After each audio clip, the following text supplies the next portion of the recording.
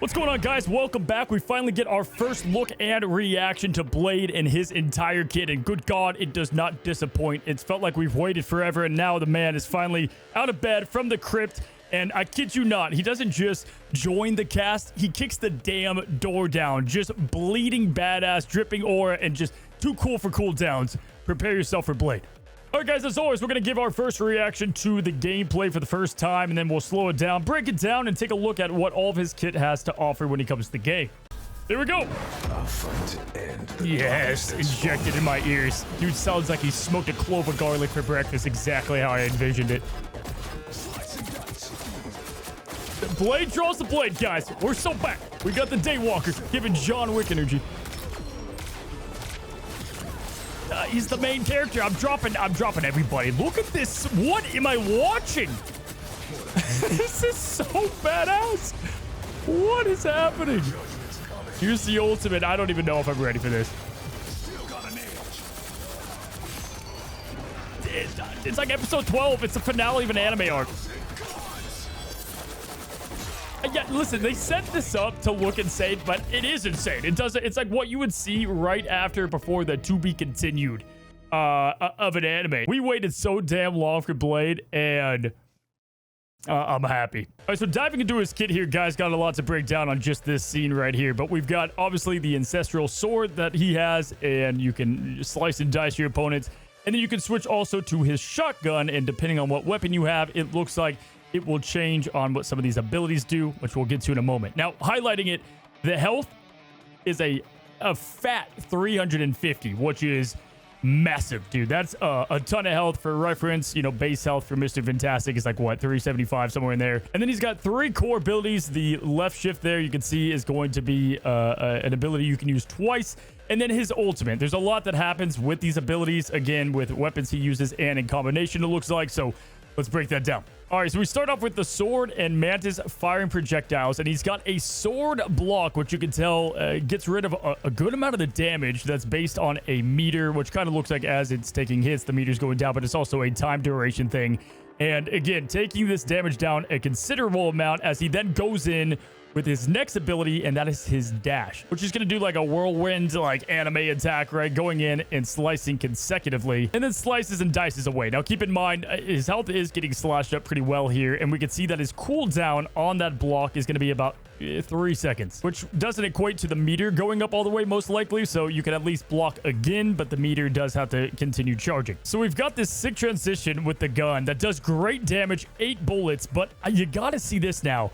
Outside of the incredible damage this thing does, when he uses one of those dashes, he's inflicting Magneto here with like this purple aura, which could be our first look at an anti-heal, which is insane. I mean, anti-heal is something we knew would come into the game eventually, and it looks like it could be in Blade's kit. Now, the shotgun doesn't look to inflict that on just like basic shots, but it's going to be when you use the dash. So he has the left shift, right? He's just firing away, doing nice damage. And then as he closes in with that dash, cooldown goes down. Magneto's got whatever the anti-heal is, what we're guessing, right? And then he throws up a block immediately. I just saw this too. It happened so fast, I barely registered it. Magneto is hitting Blade here with his alt fire, which should have a knockback. So as expected, this block is going to have Blade, you know, not be stopped. Like he's gonna have he won't be able to be pushed back while blocking, which something I thought I should shout out. So he's going in, he goes towards the Emma Frost, puts that purple bar indicator, which I think is the anti-heal, and then the Luna behind is not healing. It's not doing anything. There's a lot to look at on this scene, but that's what we want to look at first, right?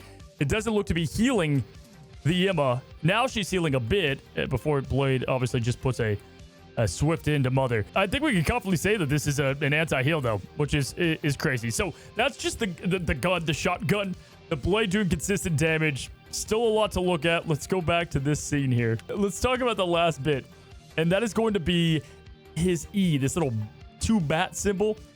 So what this is doing, from what I can tell, is it's giving Blade a lifesteal. So you can tell here with that symbol near the health bar with the pluses, as he chops and slices and dices, he can combat the Vanguard. So he can slice and dice and go for the back line, use this ability to slice up and get some lifesteal, which is crazy because that means he can put an anti-heal out and lifesteal. And so he's going to be... people are definitely mad, and I get it too, that he is... people thought maybe he'd be a Vanguard. He is obviously a duelist, which I do think we definitely need more Vanguards and strategists in the game. I'm a full supporter of that. Blade, maybe not. I'm all fine with him being a duelist, to be honest, because it's Blade. But, you know, I feel like so many heroes could be a duelist, so trying to, you know, lean that direction. But he's got that, I don't want to say Mr. Fantastic thing going on, but he has, it looks like good sustain, you would think, with this lifesteal. It just depends on what the cooldown is for that. And I don't know if we see... yeah, how long? Yeah, it doesn't really show the cooldown for that. So we can kind of see like the full flow of his combo goes, right? So shotgun, close in, get the anti-heal, go to the blade, slice and dice, and then you start comboing it out. So he does one dash there, slices again, and it just snowballs so much. And it looks like that lifesteal ability also triggers that whirlwind attack. Like, as he keeps slicing, he's not using the dash outside that one close in. So he does the close in here with the anti-heal. Slice dice, gets a whirlwind. Nothing's happening with that dash ability. And he just keeps chaining, man. This is so sick. Absolutely insanity. So one thing to point out too is he's got this meter that's kind of like a pseudo rage meter, the, you know, Dracula's rage. As he chops through these enemies, he's going to build this up with this ability, and that's going to allow him to do the combos, I believe, as it builds up to what is seems to be like a maximum of 10, and then it goes down or goes up depending. A couple other things here, guys. You can tell with this battle against Hela and Emma Frost and Luna, we've got the team up symbol from Moon Knight. So we're going to have the team up with Cloak and Dagger.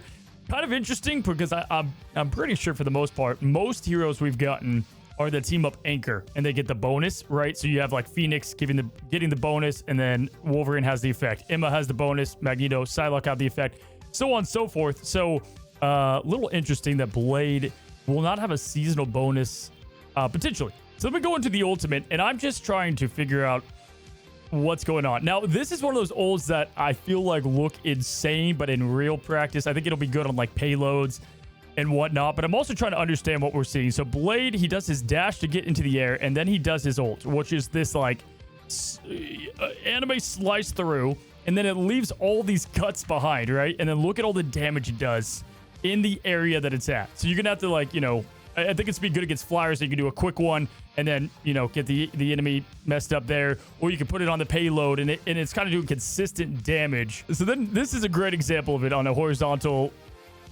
move. Look at, guys, if you stay in this, it's like Moon Knight. I mean, you are done and dusted. Look how badass.